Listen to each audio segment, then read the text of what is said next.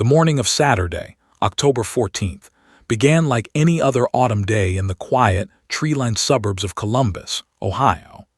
Emma Williams woke to the sound of golden leaves rustling against her bedroom window.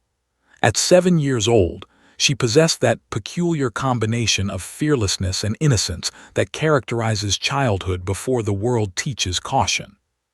Her hair, wild from sleep, stuck up in a dozen directions as she padded downstairs in her favorite pajamas, the ones with tiny dog paw prints all over them. Her parents, James and Sarah Williams, were already in the kitchen. James stood at the stove, making his famous Saturday morning pancakes while Sarah flipped through her tablet, scrolling through social media. The house smelled of butter and vanilla, the kind of comfortable domestic warmth that feels like safety itself. Sunlight streamed through the bay windows, illuminating dust motes that danced in the air like tiny, invisible celebrations. "Good morning, sleepyhead," Sarah said, looking up from her tablet with a smile. She reached over and tousled Emma's already disheveled hair, making it even worse. Emma giggled, that pure, crystalline sound that parents live for, the sound that makes all the struggles of raising a child feel worthwhile. "Can we go to the park today?" Emma asked, climbing onto her stool at the kitchen island. "And can Max come? He loves the park." As if on cue, Max, their 3-year-old golden retriever, lifted his head from his bed in the corner of the kitchen. His amber eyes tracked Emma's movement with unwavering devotion. Max had been part of the family since Emma was 4 years old. He was more than a pet. He was her protector, her playmate, her closest confidant. Emma would tell Max secrets she wouldn't tell anyone else. She'd cry into his golden fur when she was sad. She'd laugh with unbridled joy when he'd race through the backyard with his tongue flapping in the wind. "Not the park today, sweetie," James said, placing a plate of pancakes in front of Emma. "But how about we go play in the backyard? We can have a picnic lunch out there." Emma's face brightened. "Can we climb the tree?" she asked, her eyes sparkling with that special gleam that meant mischief was afoot. Sarah exchanged a look with James, the kind of look parents share when they're about to say no to something their child desperately wants to do. The old oak tree in their backyard was massive, ancient even, with branches that stretched toward the sky like giant, welcoming arms. It was beautiful, but it was also risky. Emma had climbed it before under close supervision, never very high, never very far from the safety of the ground. "You can play near the tree," Sarah said carefully, "but climbing should only happen when Mom or Dad is right there watching. Deal?" "Deal," Emma said, though her tone suggested this was a negotiation she hadn't quite accepted in her heart. She stuffed a forkful of pancake into her mouth, syrup dripping onto her chin, and grinned. By mid-morning, the Williams family was outside. The October day was crisp and perfect, the kind of day that makes you grateful to be alive. Sarah sat on a lounge chair with a book, her eyes occasionally drifting from the pages to check on Emma. James was in the garden, working on the flower beds, preparing them for winter. Max lay in a sunny patch of grass, his golden coat practically glowing in the afternoon light. Emma played with toys near the oak tree, but her attention kept drifting upward to the higher branches, to the parts of the tree she'd never explored. The tree called to her with the irresistible voice that adventure uses to speak to children. There was something magical about it, something that promised discovery, accomplishment, the secret thrill of doing something just slightly forbidden. For nearly an hour, Emma played by the rules. Then, when her parents were sufficiently distracted, Sarah had returned to her book. James was deep in conversation on his phone about a work project. Emma made her decision. She was 7 years old.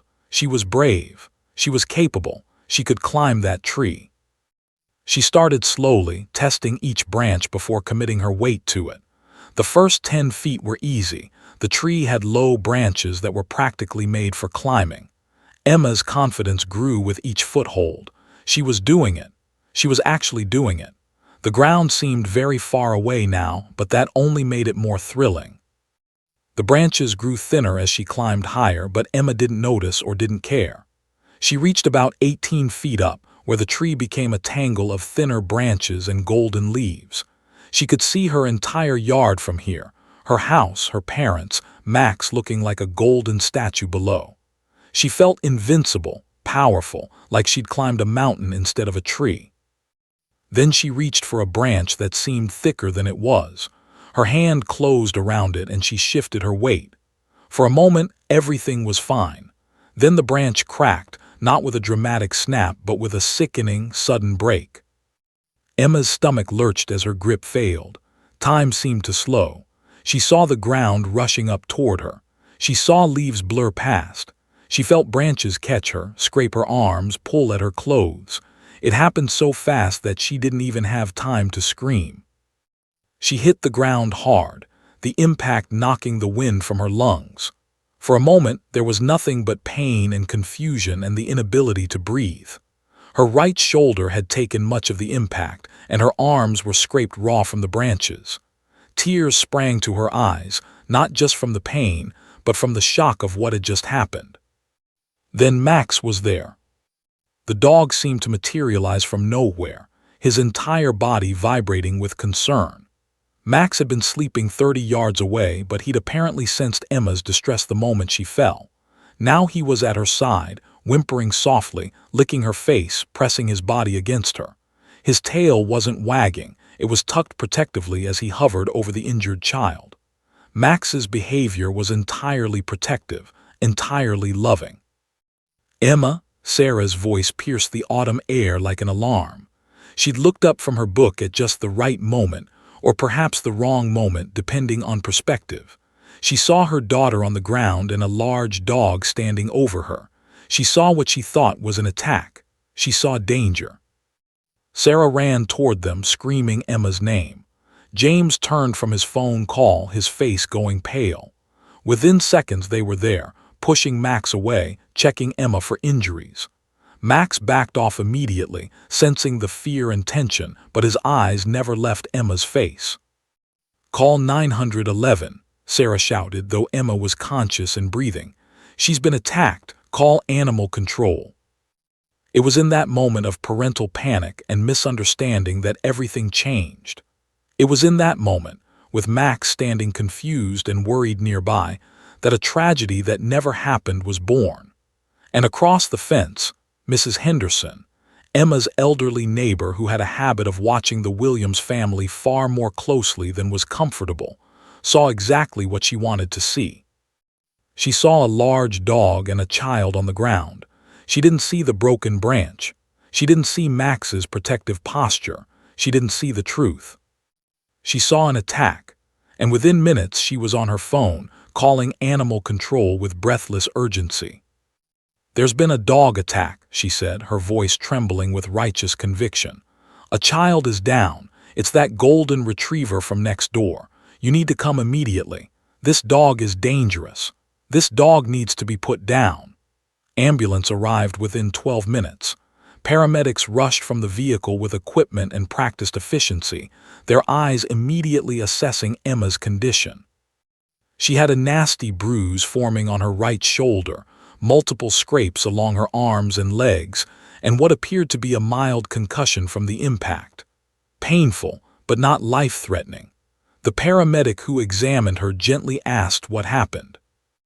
"I fell from the tree," Emma said clearly, still in shock but coherent. "Max didn't hurt me. Max came to help me." Her parents stood nearby, their faces pale, their minds reeling.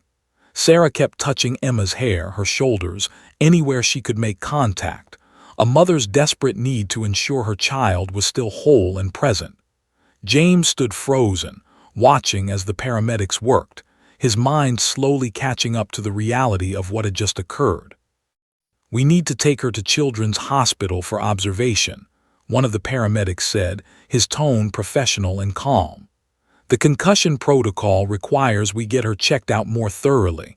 You can ride with us." As the paramedics prepared Emma for transport, Sarah remembered something crucial. She turned to James, panic flooding her features. "Where's Max? Where did Max go?" James looked around the backyard. Max had retreated to the far corner of the yard near the fence. The dog seemed confused and distressed, his body language completely different from his normal, confident demeanor. His tail wasn't wagging. His ears were slightly back. He watched the chaos unfolding with the kind of concern only a pet who loves their family can display. "He's over there," James said, pointing. "He looks fine. He didn't do anything, Sarah. Emma fell from the tree. Max was trying to help." But Sarah's mind was already elsewhere. She was climbing into the ambulance with Emma, holding her daughter's hand, whispering reassurances. James followed in his own car, Max left temporarily forgotten in the backyard, though the dog wouldn't remain forgotten for long. What happened next occurred with the kind of swift, bureaucratic precision that can feel surreal when it's happening to you. While Emma was being examined at Children's Hospital and declared relatively fine, a mild concussion, significant bruising, scrapes that would heal, animal control officers arrived at the Williams home. Mrs. Henderson had done her job thoroughly. She'd given them the address, a detailed description of the dangerous dog, and a follow-up call ensuring they understood the severity of the situation. She'd mentioned that the attack had been vicious and unprovoked, though she'd actually witnessed nothing of the sort. When the animal control officers arrived, James was home. He'd left the hospital to be present when they came, desperate to clear up what he assumed would be a simple misunderstanding. He brought Max's vaccination records, his behavior certifications, testimonials from his veterinarian. He tried to explain that Emma had fallen from the tree, that Max had responded protectively, that this was all a terrible mistake. The officers listened politely but with the kind of professional detachment that suggested they'd heard these explanations before. One of them, a woman named Officer with 15 years of experience, looked at Max carefully. She noted his calm demeanor, his gentle eyes, his lack of any aggression markers, but her hands were tied. "We've received a complaint," Officer explained, not unkindly. "A child was injured and a dog was present. We're required to investigate. The dog will need to be quarantined for observation, standard protocol with any incident involving a child. It's usually 10 days. A hearing will be scheduled." "But he didn't attack anyone," James protested, his voice rising with desperation. "My daughter fell from the tree. Max was helping her. Please, you can see that he's not aggressive." "I understand your frustration, Mr. Williams, but the procedure is the procedure. If there's a hearing and it's determined that the dog posed no threat, he'll be released." James watched helplessly as Officer placed a leash around Max's neck. The dog didn't resist. Max was so well trained, so obedient, that he went with the officers without protest. But his eyes remained on James, confused and hurt. "Max," James called out, his voice breaking. "It's okay, boy. We'll get you back. It's going to be okay." But even as he said it, James knew he was lying. Nothing felt okay. The next 48 hours were a blur of phone calls and internet research. When Sarah returned from the hospital with Emma, she found her husband sitting at the kitchen table, surrounded by printed documents about dangerous dog laws, legal precedents, and county procedures. His face was haggard, aged by stress. "They want to euthanize him," James said without preamble, his voice hollow. "The county has filed a petition. They're calling Max a dangerous dog and recommending he be put down." Sarah felt the room spin. "That's insane. Emma said it was an accident. She said Max helped her." "I know, but Mrs. Henderson filed a formal complaint stating that the dog attacked Emma. She's claiming to be a witness to an attack, and apparently in this state's legal system, that's enough to trigger a dangerous dog hearing. We need a lawyer." Emma, who had been sitting quietly at the kitchen table with a glass of juice, suddenly looked up with fear in her eyes. "Is Max going to die?" she asked, her small voice barely above a whisper. Neither parent had an answer. The silence that followed was worse than any words could have been. Over the following days, the situation spiraled in ways that felt nightmarish and surreal. A social services investigator showed up at the house, citing concerns about child endangerment. Had the parents allowed Emma to climb the tree unsupervised? Were they adequately supervising their child? Were there other safety concerns? The questions felt accusatory, even as the investigator maintained professional neutrality. Word spread through the neighborhood. Some neighbors sent supportive messages.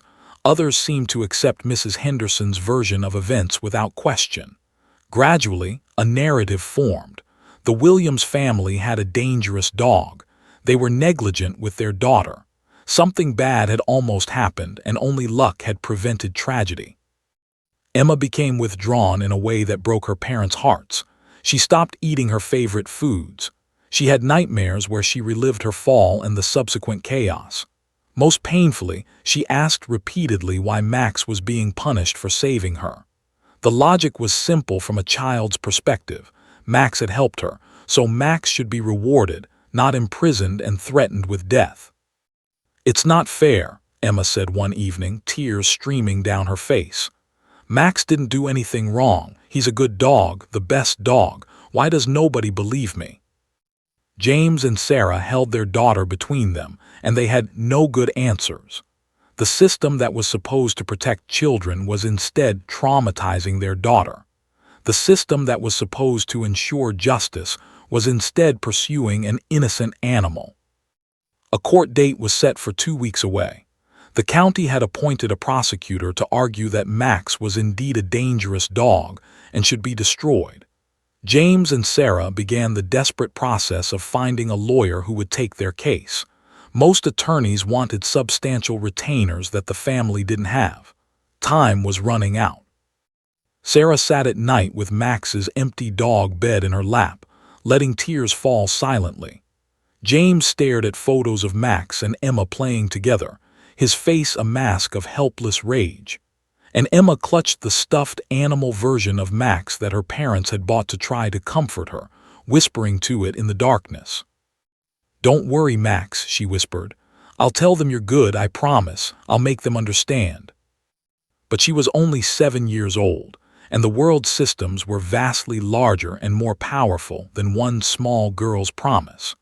The family had 2 weeks to find a way to fight back against an institutional juggernaut that had already decided Max's fate.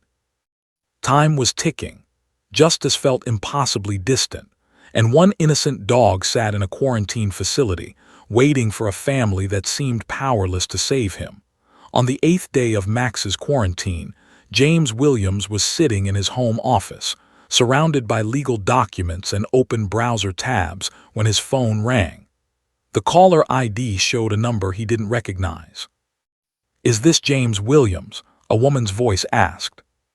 "Yes, this is he." "My name is. I'm an attorney who specializes in animal rights cases. I heard about your situation with your dog through a mutual friend. I'd like to help you." James's heart skipped. "We can't afford." "I know," interrupted, not unkindly. "That's why I'm offering to take the case pro. I've seen too many innocent animals destroyed because the legal system failed them. Tell me what happened." Over the next hour, James recounted the entire story. Emma's accident, Max's protective response, Mrs. Henderson's misinterpretation, the dangerous dog petition. Listened carefully, asking detailed questions, her mind clearly working through the legal landscape. "I want to meet with your family," said finally. "Tomorrow, if possible. Bring any documentation you have, veterinary records, training certificates, anything that speaks to Max's character. I'll start investigating the neighbor immediately. I have a feeling she has a history we need to know about." Turned out to be a force of nature.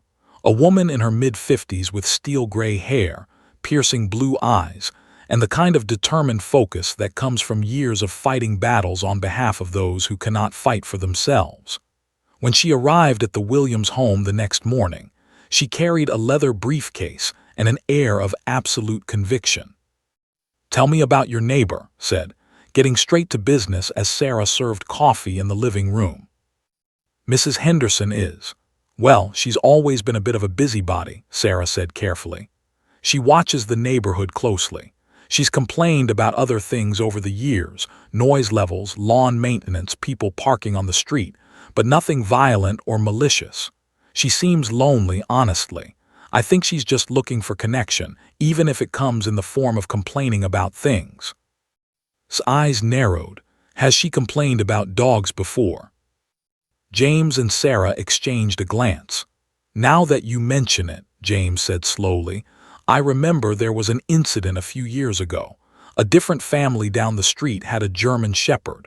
I think Mrs. Henderson called animal control about it multiple times. Eventually, the family moved away.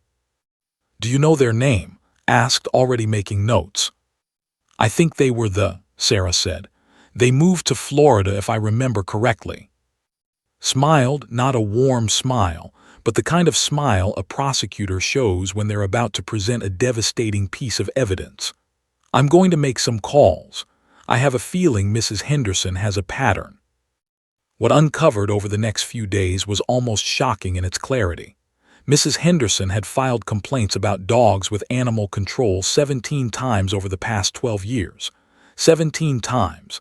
The German Shepherd, a Doberman 2 streets over, a Labrador across town, a mixed breed at the corner house. Each time the complaint had been filed. In some cases, the animals had been removed. In others, the families had chosen to move rather than deal with the harassment. Dug deeper and found court records.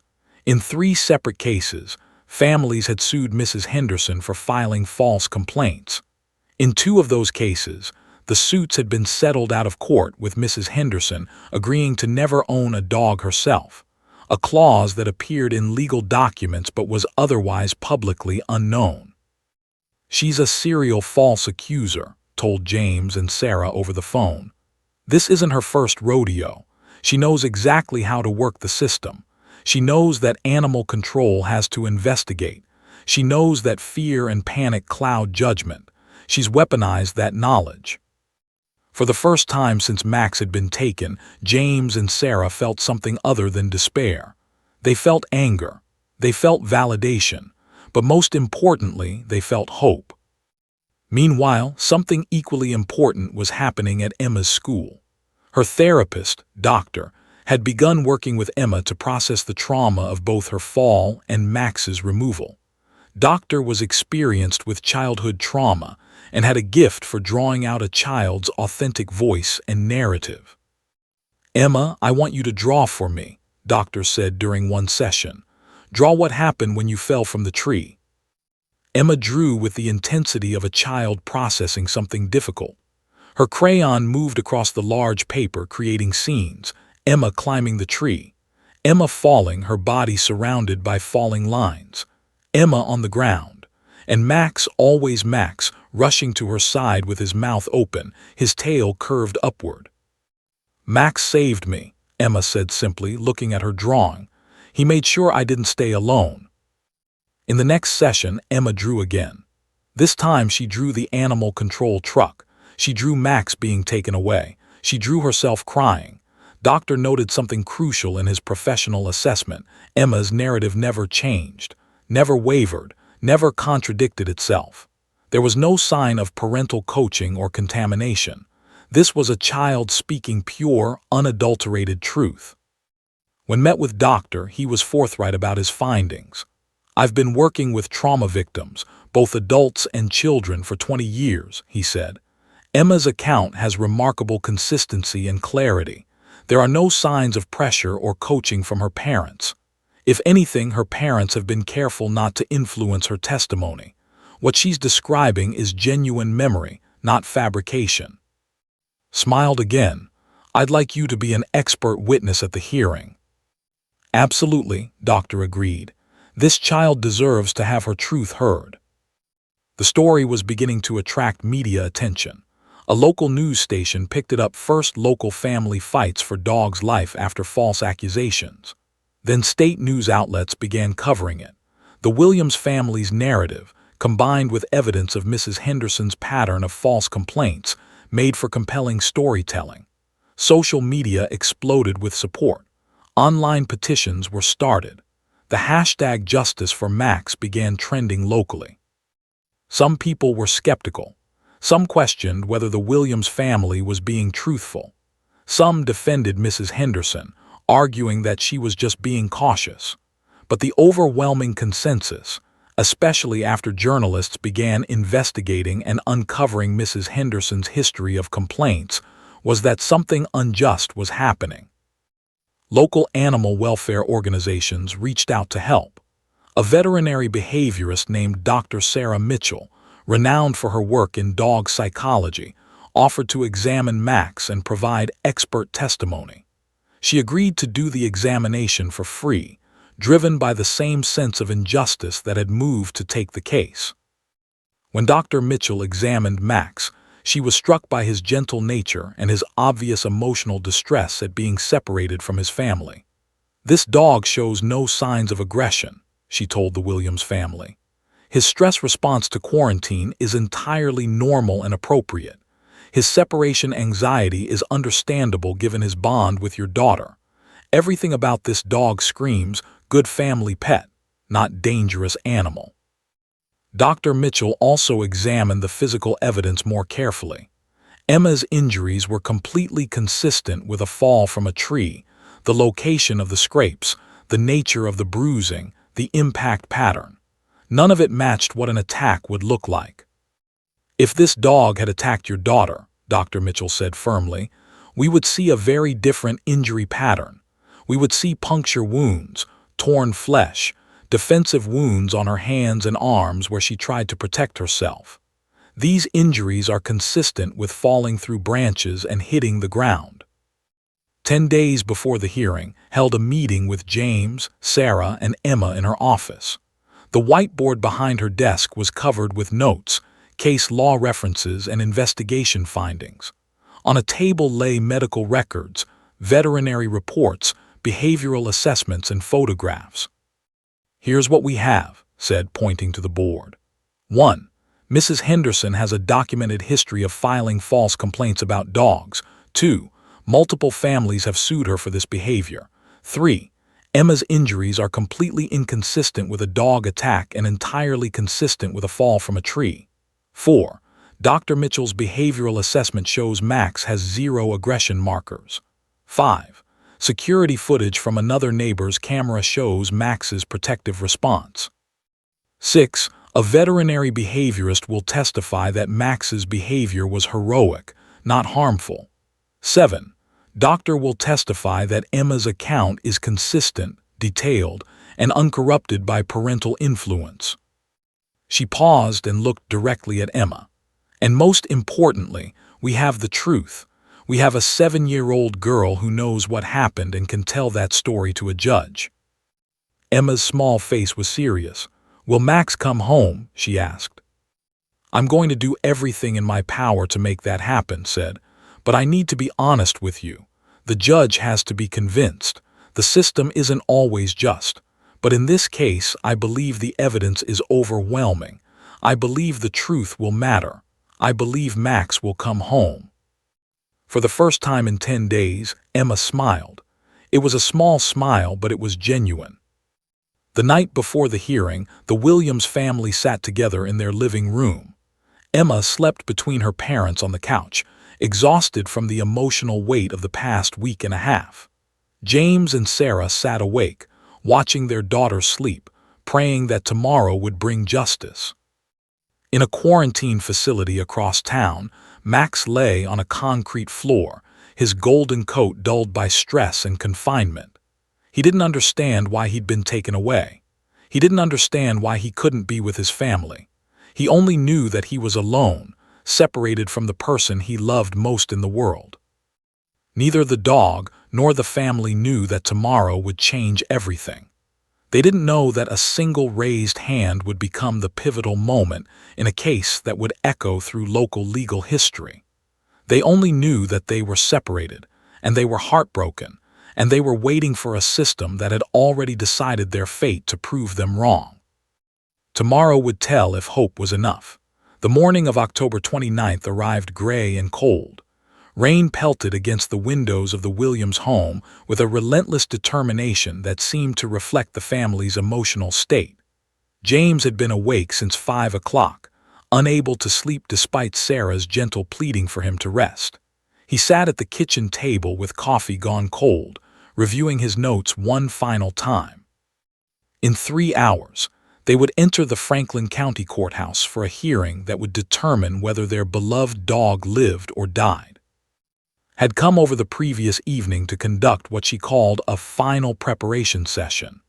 She'd spent 2 hours with the family in their living room, going over testimony, discussing courtroom procedures, and preparing them for what they would face. But she'd saved the most difficult conversation for last. "We need to talk about Emma testifying," had said carefully, sitting across from James and Sarah while Emma played quietly in the adjacent room. "I know you've been avoiding this decision. I know you want to protect her.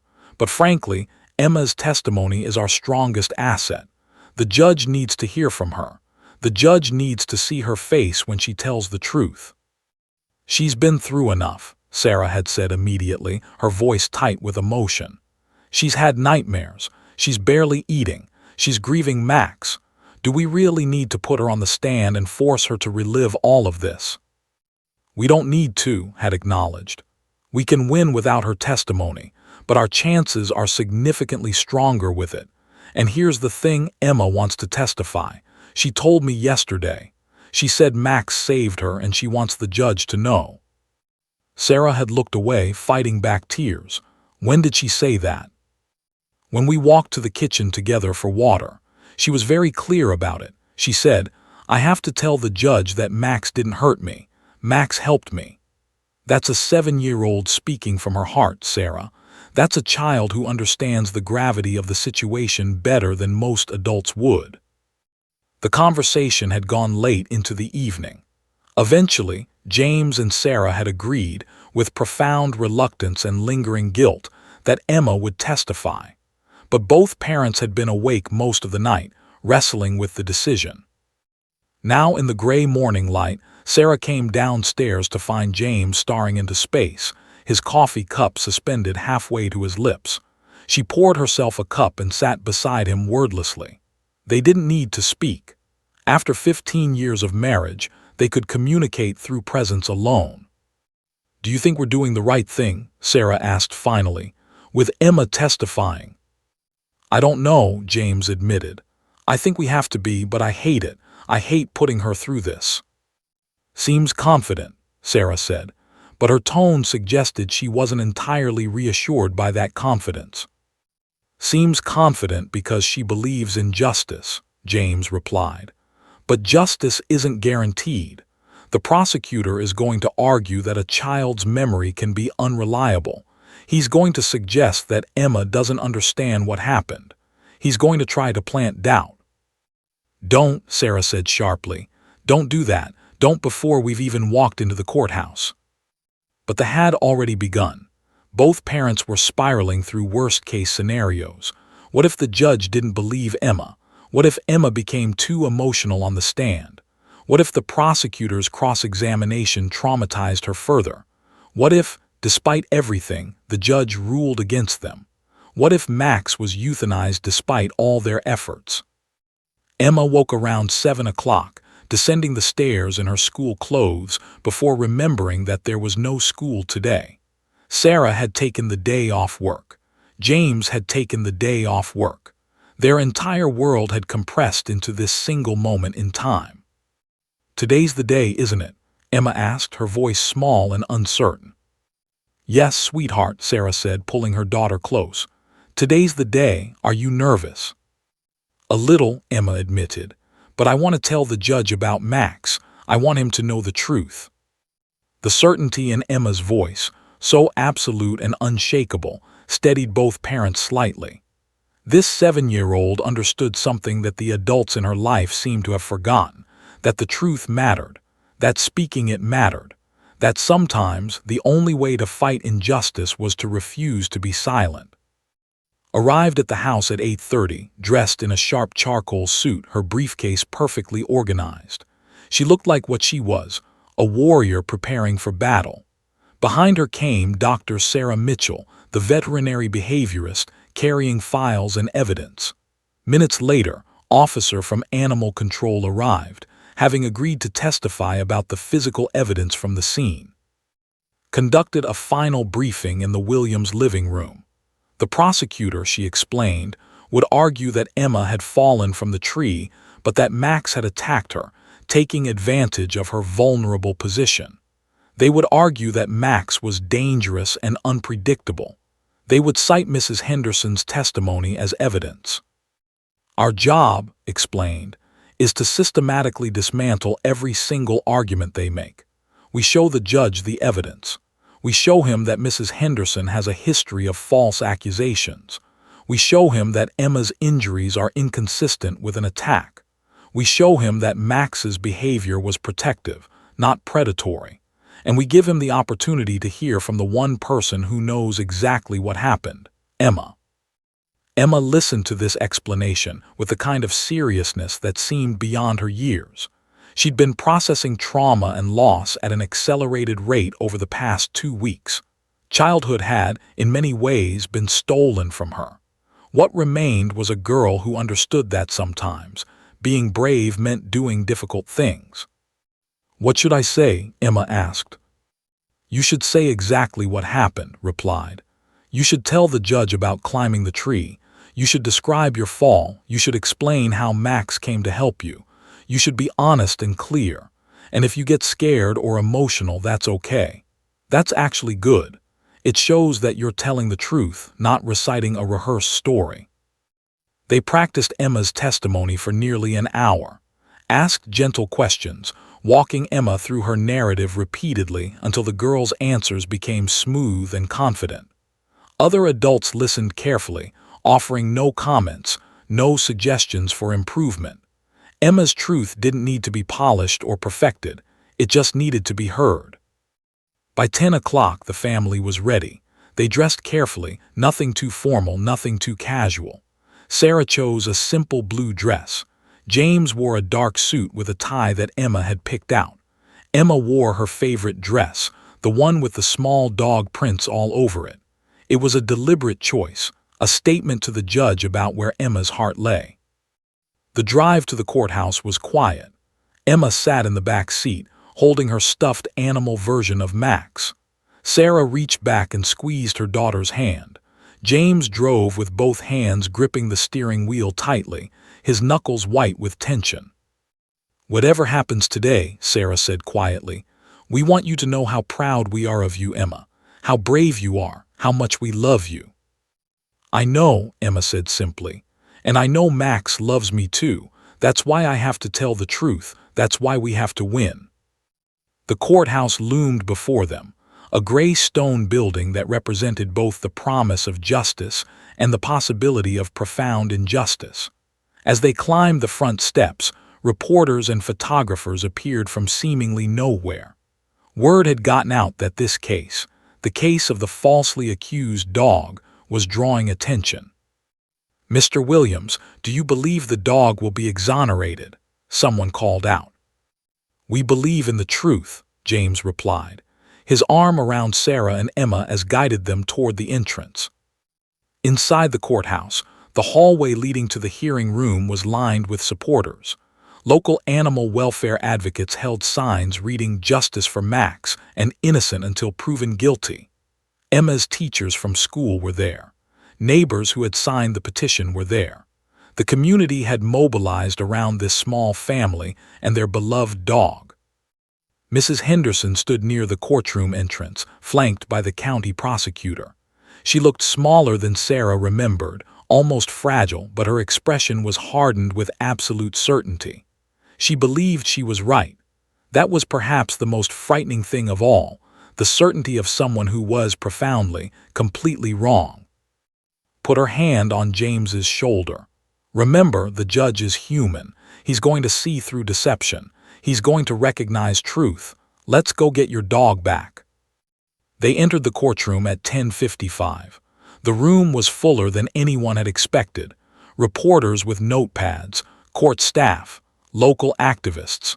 The entire community seemed invested in this moment. The judge, a man in his 60s named Richard Hastings with a reputation for fairness and careful deliberation, entered from his chamber. Everyone stood.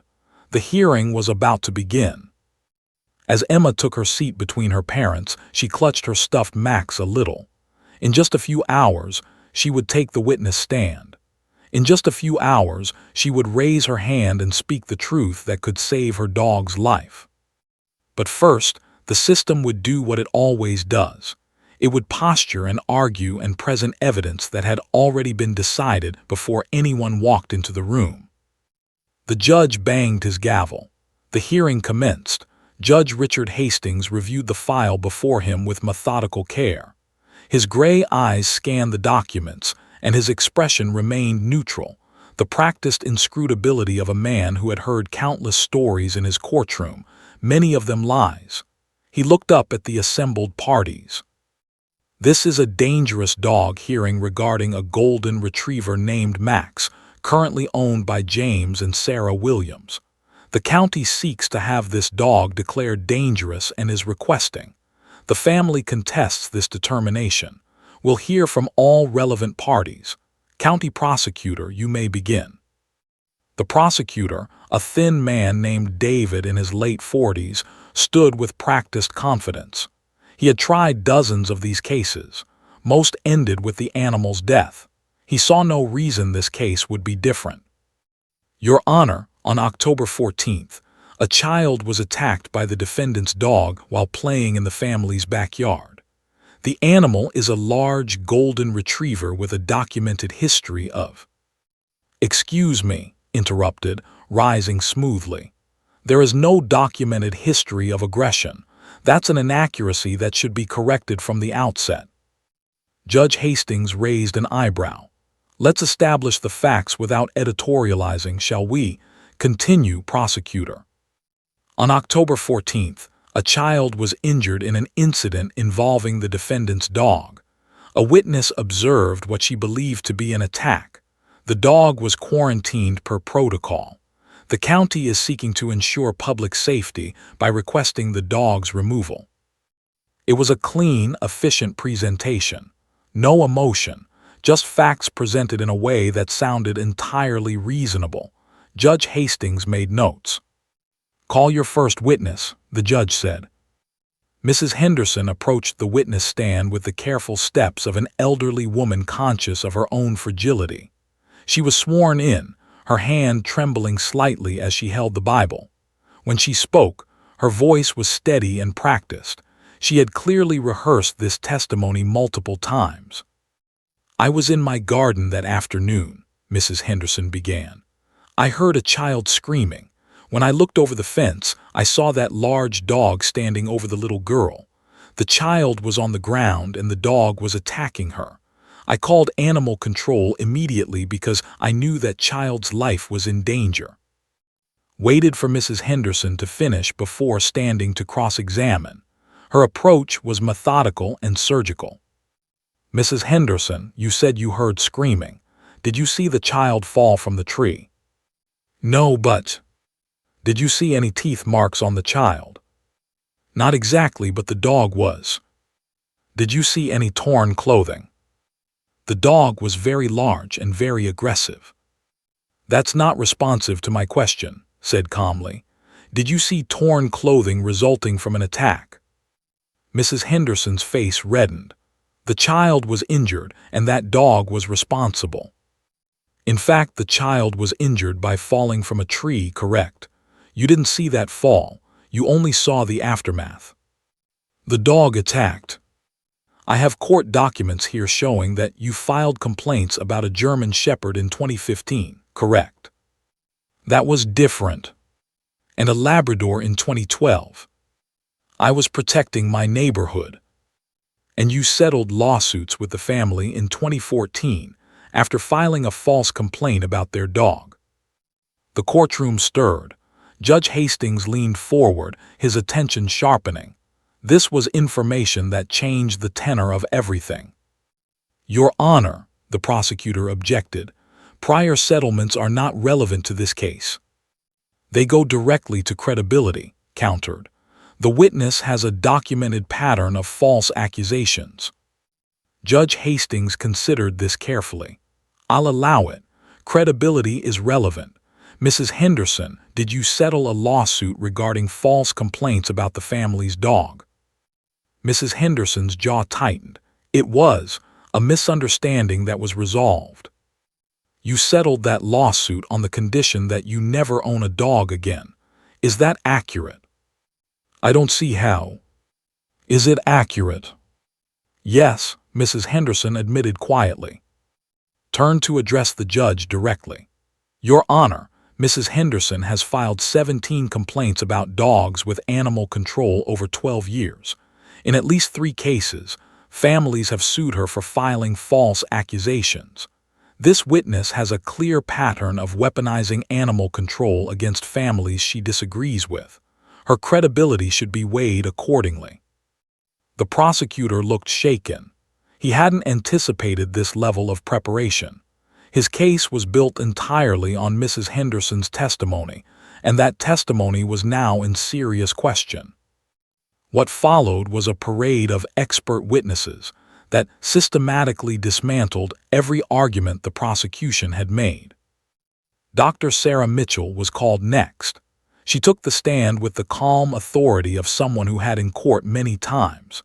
She explained her credentials: 15 years of veterinary behavioral science, hundreds of consultations on dog aggression cases, published research on canine protective behavior versus aggressive behavior.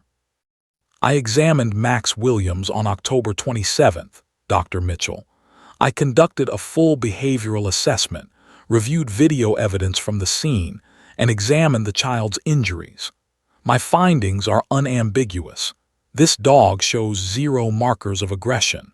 His behavior on the day in question was entirely protective in nature. Can you explain the difference? Asked. Certainly. An aggressive dog attacks. An aggressive dog causes severe trauma, puncture wounds, torn flesh, shaking motions that cause tissue damage. Protective dogs position themselves between a threat and the person they're protecting.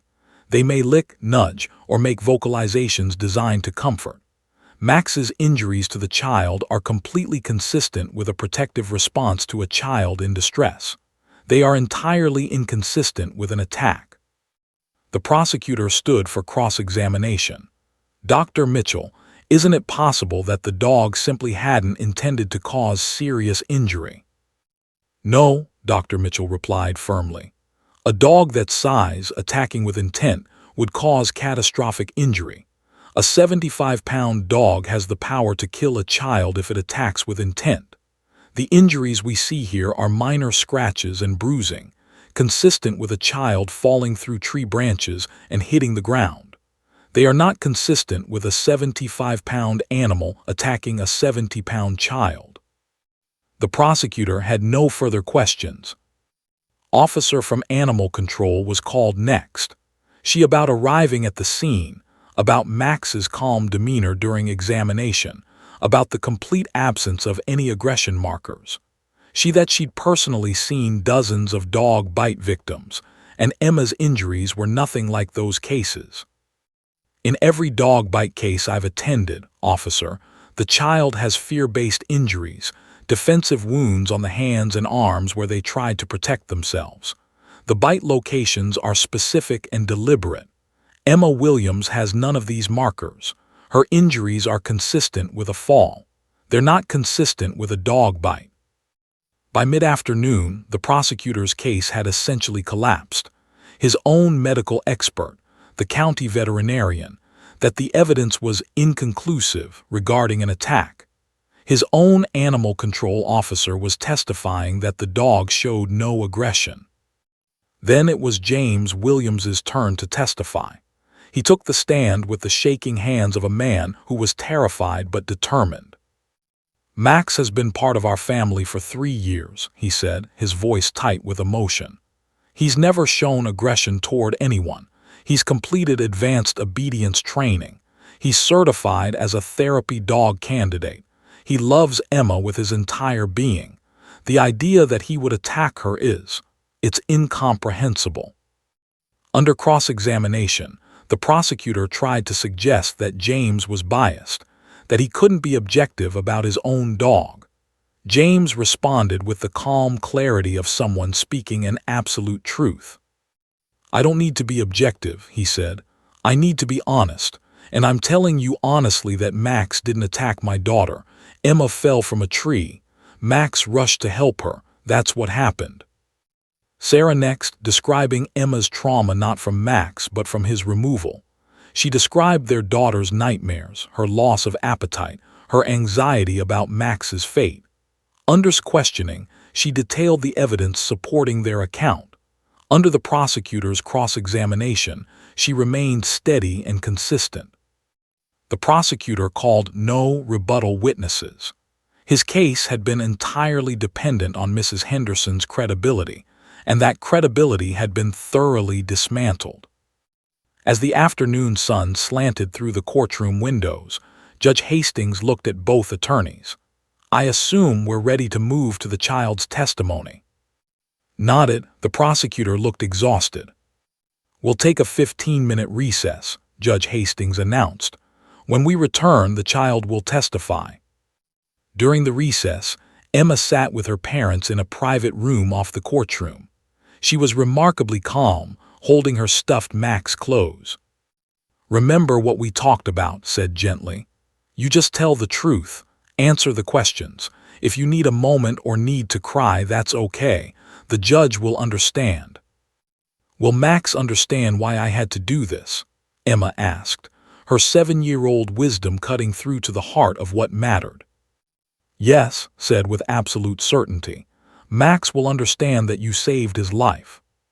When court reconvened, Emma was called to the witness stand. A cushion was placed so she could see over the edge. She was sworn in, her small hand on the Bible looking impossibly small against its leather cover. Began with gentle questions, walking Emma through her mourning, her decision to climb the tree, the moment she fell. Emma answered clearly, her voice steady despite her obvious nervousness. "I climbed too high," Emma explained. "I grabbed a branch and it broke. Then I fell through the tree. The branches hurt me." "What happened when you reached the ground?" "Max came to me. He licked my face. He was worried about me." "Did Max hurt you?" "No, he helped me. He stayed with me until Mom and Dad came." The prosecutor's cross-examination was careful. He knew he was treading on dangerous ground with a child, knew that any aggressive questioning would look terrible to the judge. Still, he tried. "Emma, sometimes when we're scared, we remember things differently than they really happened, don't we?" "I remember what happened," Emma said with the certainty of a child speaking truth. "Max didn't hurt me. I fell from the tree." "But you were scared, right? Maybe your memory." "I remember," Emma repeated more firmly. "Max was good. Max helped me." The prosecutor sat down. He had nothing more. He knew he'd lost. As prepared for closing arguments, something extraordinary was about to happen. Emma remained in the witness stand, and as the lawyers were about to move forward, the 7-year-old girl did something unscripted, unrehearsed, and absolutely devastating in its sincerity. She raised her hand toward Max, who sat with a handler at the back of the room. The entire courtroom held its breath. Emma sat in the witness stand, looking impossibly small in the formal setting of the courtroom. The cushion beneath her boosted her height enough to see over the edge, but she still looked like a child sitting at an adult's table, dwarfed by the machinery of the legal system.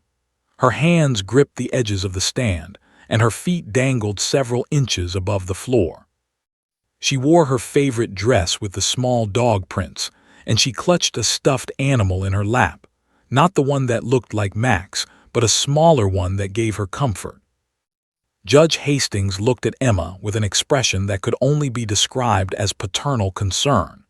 He understood that he was about to hear from the most important witness in this case, not because she was an expert, but because she was the only person who truly knew what had happened in those critical moments in the backyard. "Emma," began, her voice deliberately gentle and soothing, "I know this is a big, scary place, but I want you to know that you're doing something very brave by being here. Is it okay if I ask you some questions?" "Yes," Emma whispered. her voice so quiet that the court reporter leaned forward to ensure she could hear. "Can you speak a little louder so everyone can hear you?" "Yes," Emma repeated, louder this time. "Emma, how old are you?" "I'm 7. And do you go to school?" "Yes, I go to Riverside Elementary. I'm in 2nd grade. My teacher is Mrs. and she's really nice." Smiled. Emma was already settling into speaking, her natural child's tendency to elaborate helping her feel more comfortable. This was good. This was exactly what they needed. "Emma, I want to ask you about what happened on Saturday, October 14th. Do you remember that day?" "Yes," Emma said. "That's when I fell from the tree." "Tell me about that day. What were you doing?" "I woke up and had pancakes for breakfast. Daddy makes really good pancakes. Then Mom and Dad said I could play outside. Max came outside with us. Max is my best friend." "Max is your dog?" "Yes, he's a golden retriever. He's 3 years old. He's the best dog in the whole world." The prosecutor made notes but said nothing. He was waiting, watching, looking for inconsistencies or signs of coaching that he could exploit. "And what were you doing outside?" continued. "I was playing near the big oak tree. I wanted to climb it. Mom and Dad said I could play near it but that I had to wait for them to watch me if I wanted to climb it." "But did you wait for them?" Emma's face flushed slightly. "No, I climbed when they weren't looking." "Why did you do that?" "Because I wanted to see how high I could go. I wanted to be brave." "And what happened when you were climbing?" Emma's small face scrunched up slightly as she concentrated, remembering.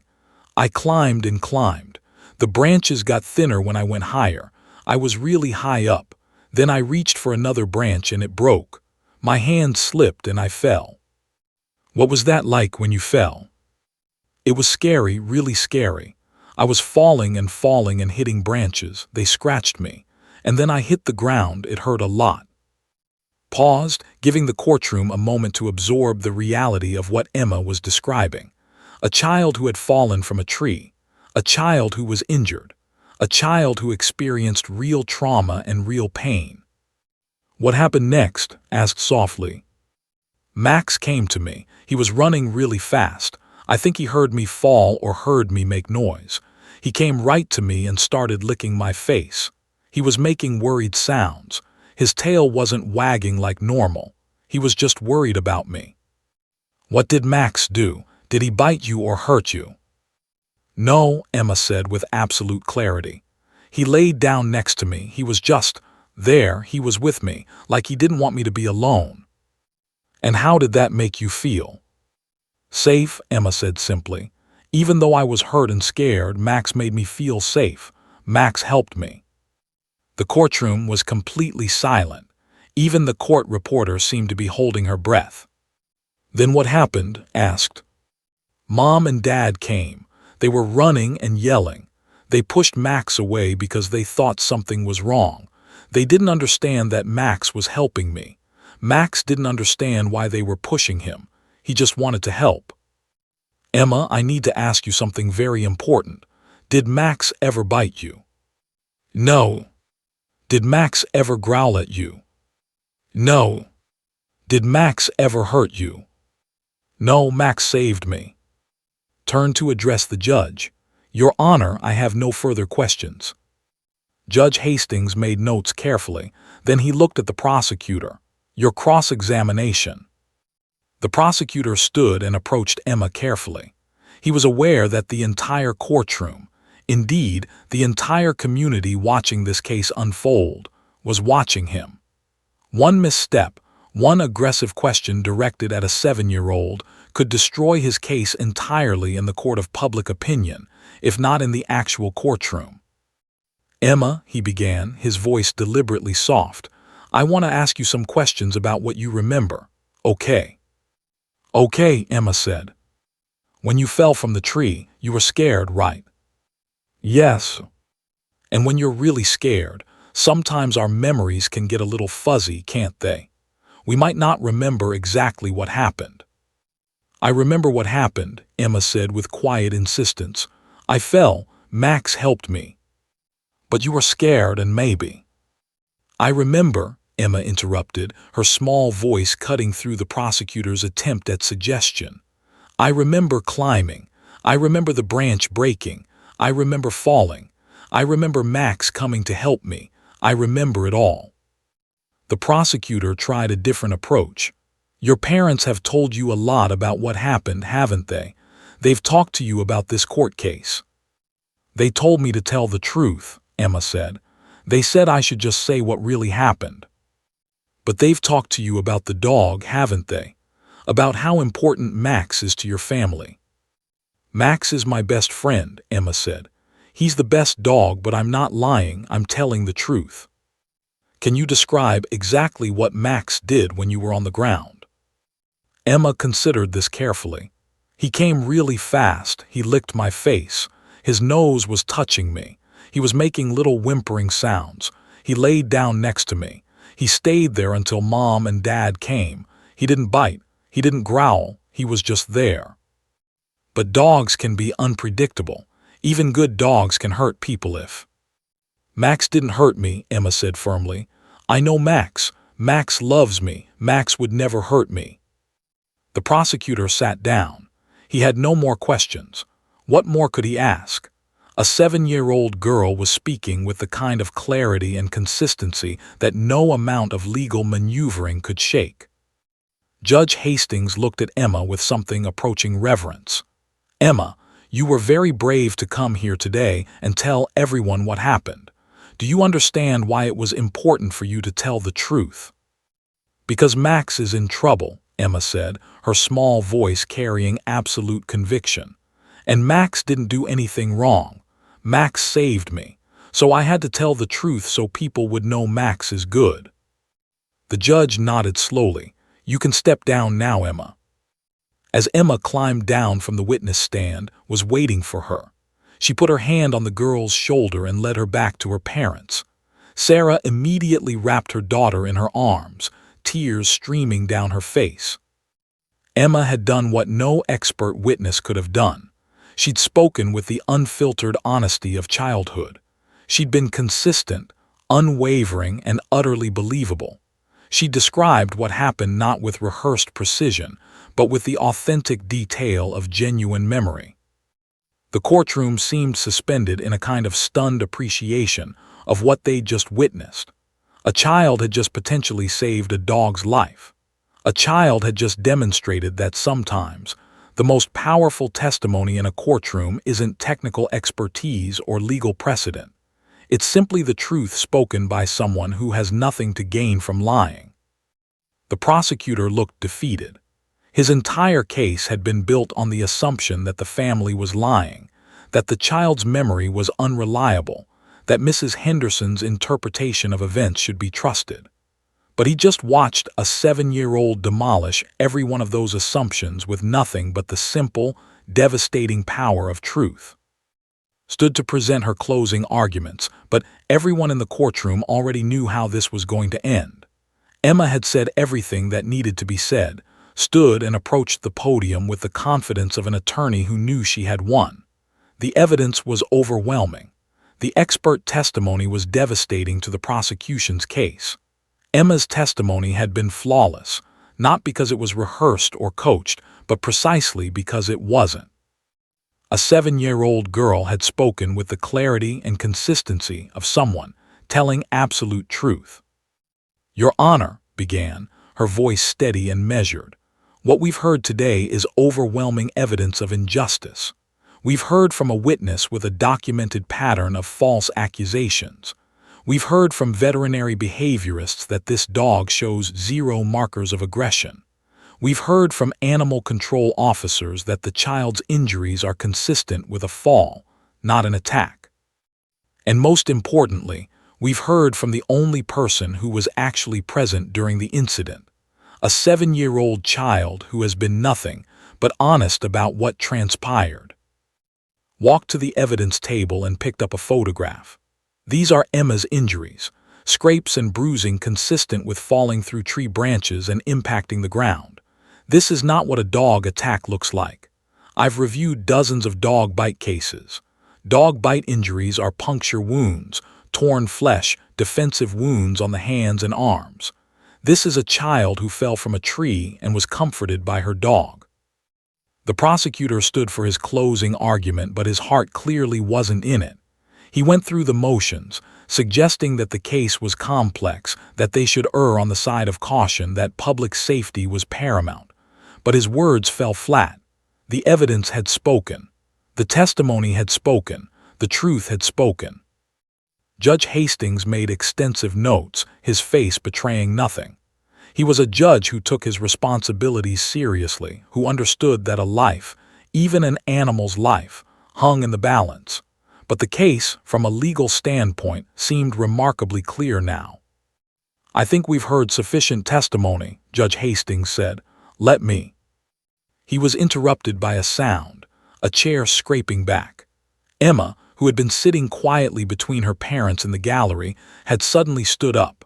Her small frame was visible above the wooden railing that separated the gallery from the well of the courtroom. Sarah's hand immediately went to Emma's arm. "Emma, sit down," she whispered urgently. "I have to say something," Emma said, her voice clear and determined despite her obvious anxiety. "Can I say something else?" The courtroom stirred. The judge looked surprised, looked intrigued. The prosecutor looked uncertain. "Your Honor," said rising, "the witness would like to address the court." Judge Hastings considered this unusual request. It was highly irregular for a witness to add testimony after cross-examination had concluded. But there was something in Emma's face, something so urgent and sincere, that made him pause. "Come here, Emma," he said gently. "Approach the bench." Emma squeezed past her parents and walked to the front of the courtroom. She was still in her dress with the dog prints, still clutching her stuffed animal. She looked impossibly small walking toward the judge's bench. Whispered to James and Sarah, "This wasn't planned. Let her do this." "Emma," Judge Hastings said, speaking directly to the child, "I want to remind you that you're still under oath. Do you understand what that means?" "It means I have to tell the truth," Emma said. "That's right, and that's what you've been doing, isn't it?" "Yes," Emma said. "I want to tell you something else." "Go ahead," the judge said. Emma turned and looked directly at Max, who was seated with a handler at the back of the courtroom. The handler was a young woman from the animal control facility, there to manage the dog during the hearing. Max's head was up, his ears alert. He was watching Emma with the kind of focused attention that only a dog who loves can display. And then, in a moment that no one could have anticipated, Emma raised her hand, not in aggression, not in fear, but in a gesture of love and connection. Her small arm extended across the courtroom toward the dog she had known since she was 4 years old. "He saved me," Emma said, her voice trembling but absolutely certain. "He's a good dog, the best dog." The entire courtroom gasped. It was a collective intake of breath, the sound of a room full of people simultaneously recognizing something profound. Reporters leaned forward. Cameras clicked. Court staff froze. The prosecutor sat with his mouth slightly open. Mrs. Henderson's face hardened into an unpleasant expression. But the most powerful reaction came from Max. The dog's entire body went rigid. His eyes locked on Emma's raised hand. His tail, which had been still, began to move, slowly at first, then with increasing urgency. The handler could barely contain him. Max's whole being seemed to vibrate with recognition and emotion. Judge Hastings looked away from his notes, visibly moved by what he was witnessing. He looked at Emma, then at Max, then back at Emma. His expression shifted, not with judicial inscrutability, but with human emotion. This was a judge witnessing something real, something true, something that transcended legal argument and expert testimony. Emma's hand remained raised, trembling slightly with the effort and the emotion of it. Tears began to stream down her face, but she didn't look away from Max. The dog and the child were connected across the space of the courtroom in a moment that seemed to exist outside of time. Your Honor, the prosecutor began, but Judge Hastings held up his hand. Let her finish, the judge said quietly. Max didn't hurt me, Emma continued, her voice growing stronger. Max came to help me because he loves me. He's not a bad dog, he's the best dog. He saved me.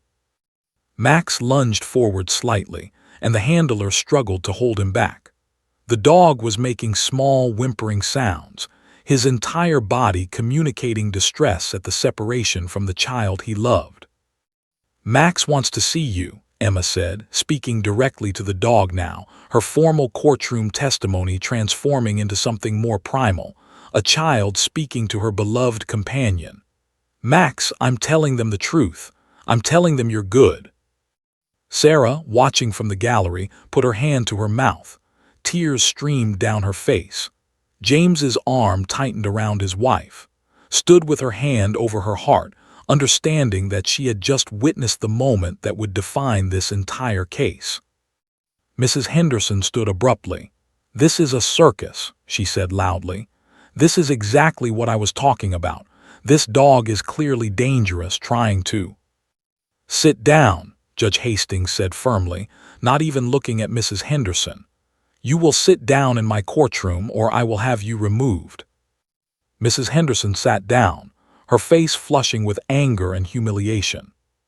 The prosecutor looked at the judge, searching for some indication of how this emotional display should be interpreted legally. But Judge Hastings wasn't looking at him.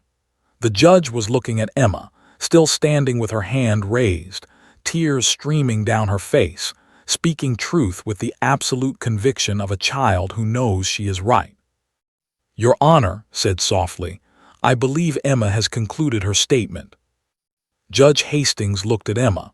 Thank you for that, Emma. You can sit down now. Your parents are waiting for you. Emma's hand slowly lowered. She turned and walked back to her parents, and Sarah immediately pulled her daughter into her arms. Emma sobbed, not from fear, but from the release of all the tension and emotion she'd been holding for 2 weeks. The courtroom remained absolutely silent. Judge Hastings looked at his notes, then at the evidence laid out before him. He looked at the prosecutor. He looked at the empty space where Emma had stood with her hand raised toward her dog.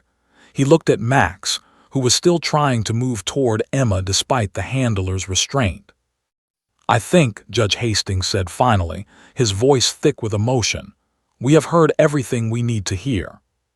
He removed his glasses and rubbed his eyes. When he replaced them, there was something different in his expression, not the inscrutability of a judge, but the humanity of a person who had just witnessed truth presented in its most pure form. This court will adjourn for 30 minutes, he announced. When we return, I will issue my ruling. As the gavel came down, the courtroom erupted. Reporters rushed toward the Williams family. Supporters stood and applauded. Animal welfare advocates wiped away tears, turned to James and Sarah with a small, knowing smile.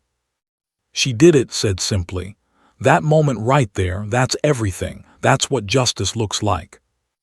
In the back of the courtroom, Max strained against his leash, desperate to reach the child who had just saved his life, speaking the only language that truly mattered, the language of love between a child and her dog.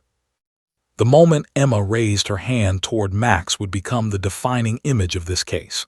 It would appear in newspapers and on television news broadcasts. It would be described as the moment everything changed. It would be remembered not as a legal argument or an expert testimony, but as a pure expression of childlike truth and devotion. And in 30 minutes, a judge would return to deliver a ruling that everyone in the courtroom already knew was coming.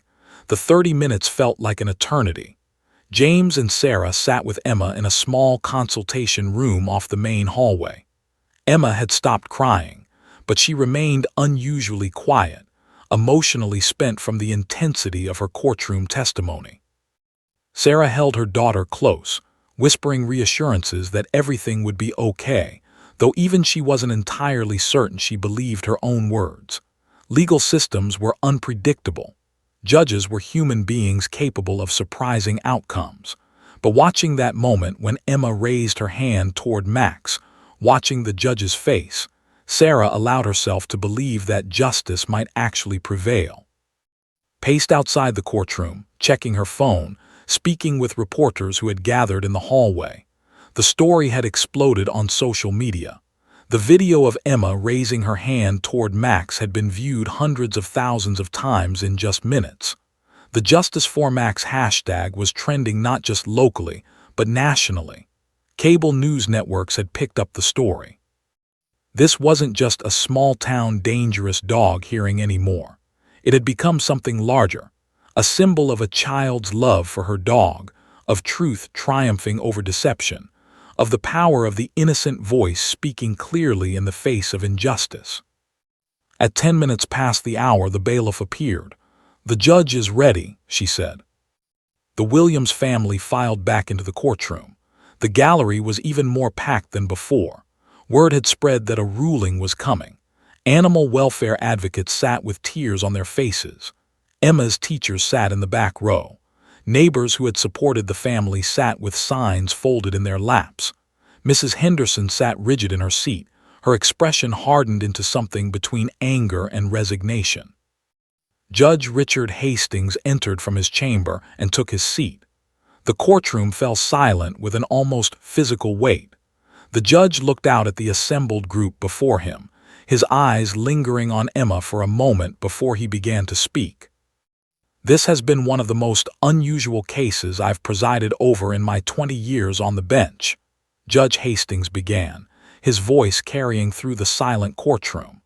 Not unusual in its legal complexity, but unusual in the clarity of truth that has emerged during these proceedings.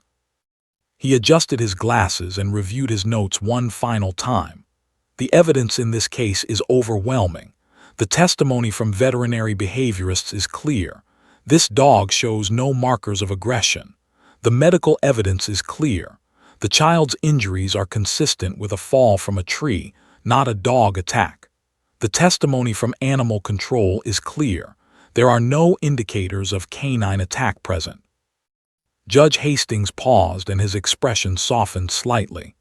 Most importantly, the testimony from Emma Williams was clear. This is a 7-year-old child who witnessed her own injury and its immediate aftermath. Her account has been consistent, detailed, and utterly credible. She did not embellish.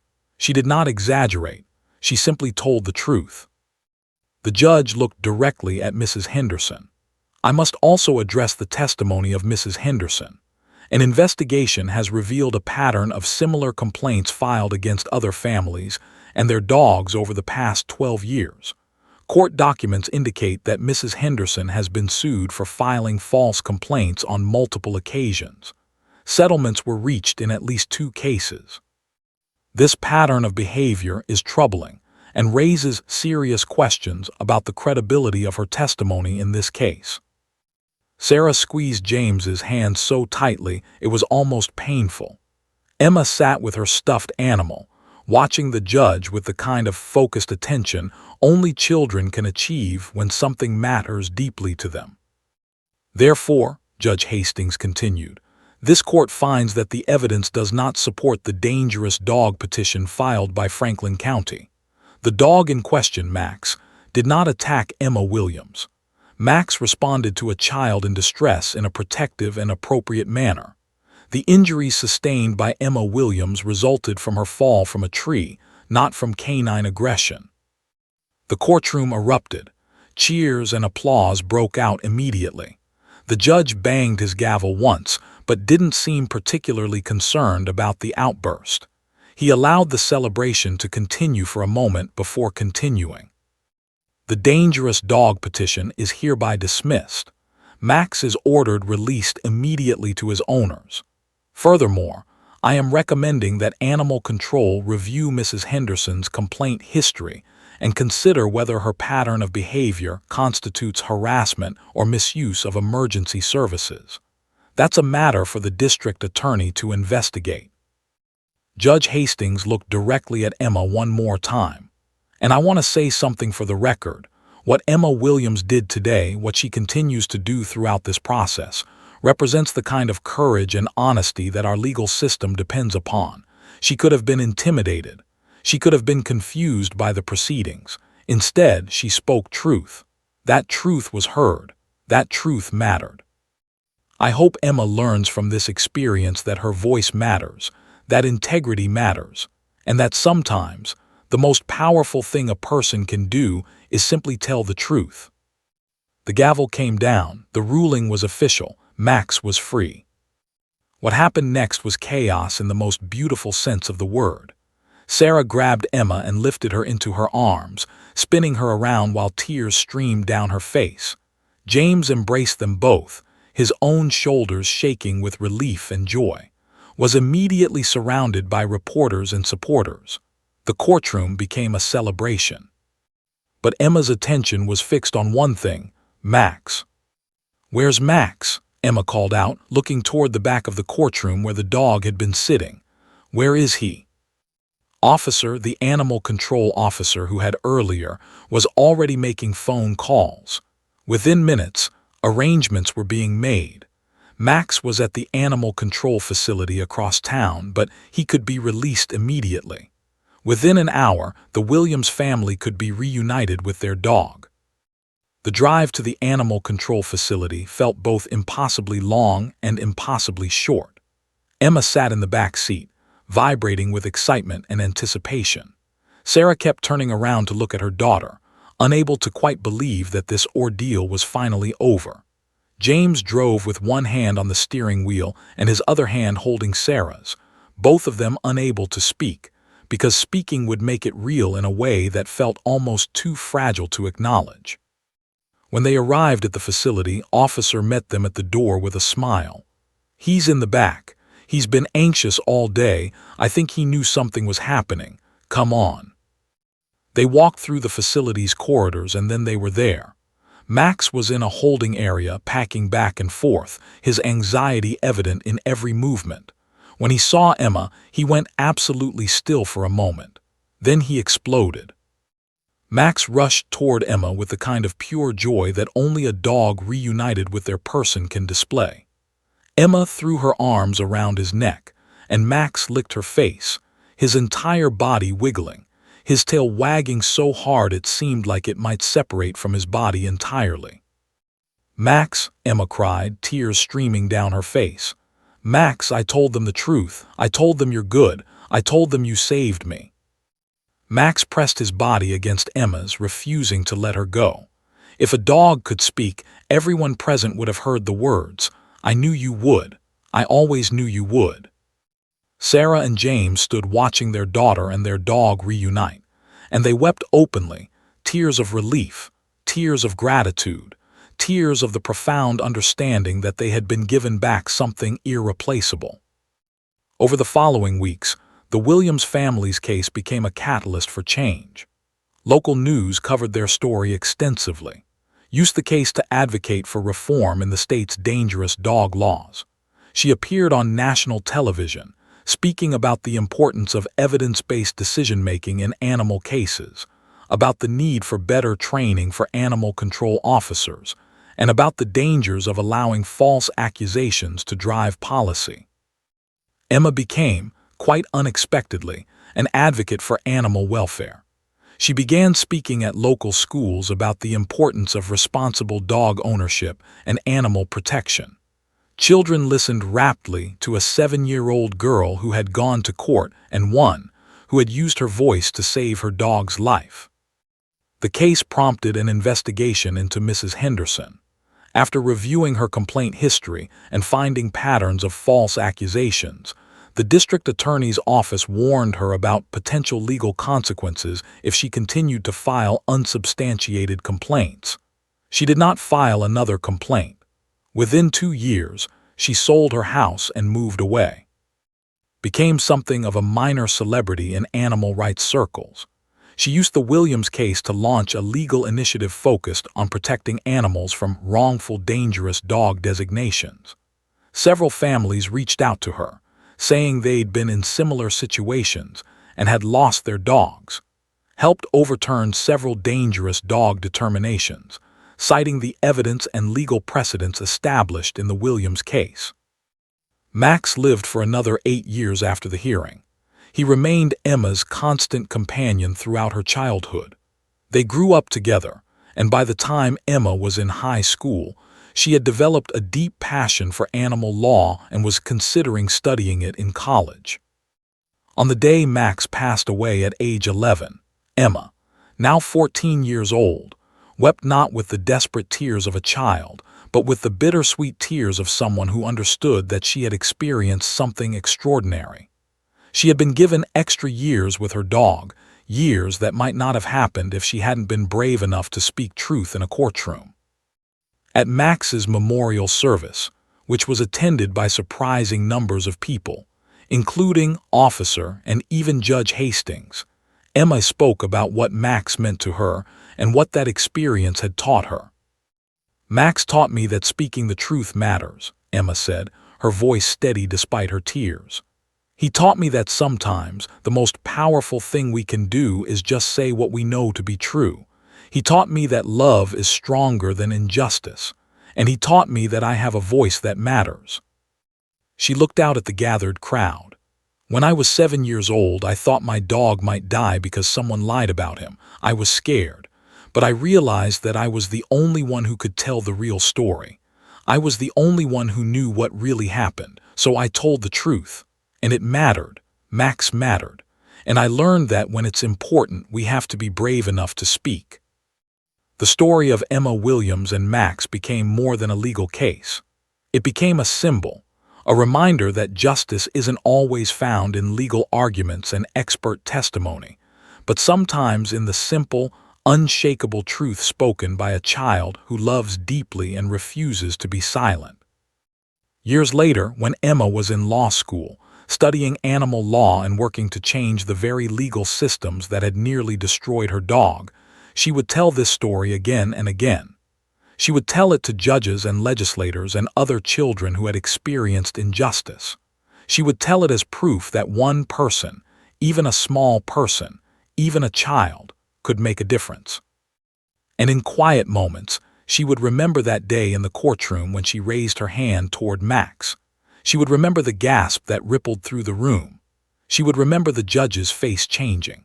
She would remember that single moment when truth had prevailed over deception, when love had proven stronger than injustice, when a 7-year-old girl and her dog had changed the world, or at least their small corner of it.